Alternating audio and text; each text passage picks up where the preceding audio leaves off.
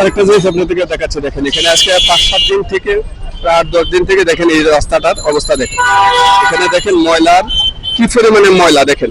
এটা তো 24 ঘন্টা থাকার কথা না, 24 ঘন্টা, 24 ঘন্টার মধ্যে তো এটা পরিষ্কার করা উচিত। কারণ এটা এখানে দুইটা জাতীয় পত্রিকা, একটা হলো ইত্তেফাক, দুইটা না কয়েকটাই, ইত্তেফাক, তারপরে নিউ নেশন, ইনকিলাব, আরো পত্রিকা রয়েছে। প্লাস এখানে দেখেন একটা বিশাল টাওয়ার, এই যে টাওয়ারের সামনে দেখেন, এই যে এত বড় একটা বিশাল টাওয়ার দেখেন।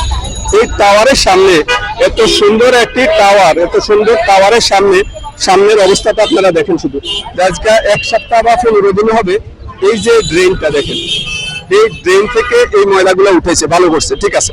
কিন্তু এই ময়লাগুলো যে এখানে ফেলে রাখছে, দেখেন একটা মানুষ আছে যে এই ময়লাগুলো পরিষ্কার করার কোনো উদ্যোগ, কোনো কথা বলার একটা মানুষ আছে, একটা লোক।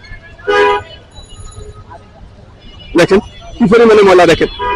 তারপরে এই ময়লার কারণে দেখেন এখানে এই লোকগুলো এখানে ঢুকতে পারতেছে না।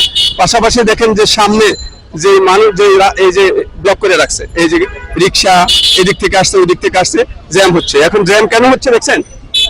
জ্যাম কেন হচ্ছে? এই যে এখানে মাটিগুলো যারা উঠালো, যারা এটা ভাঙলো, তারা মাটিগুলো এখানে ফেলে রাখছে। তো এই হলো আমাদের বাংলাদেশ। সাবাস বাংলাদেশ, সাবাস বাংলাদেশ, সাবাস বাঙালি, এগিয়ে যাও, এগিয়ে যাও বাঙালি। এই হলো আমাদের অবস্থা। কেউ কথা বলার নাই, এবং যে জিজ্ঞেস করলে কোনো কথা বলবে না, কারণ সবাই ভয় পাচ্ছে। কারণ আগে পেয়েছে শেখ হাসিনাকে ভয়, এখন পাচ্ছে ইউনুসকে ভয়।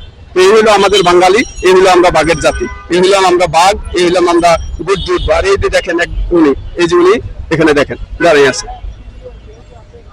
বয়স্ক, দেখেন কত বয়স, কি করবে, কিছু করার নেই। এই যে দেখেন বিশাল বিশাল গাড়িগুলো এখানে জ্যামের কারণে এখানে আটকে আছে, অবস্থা দেখেন। এই হলো অবস্থা।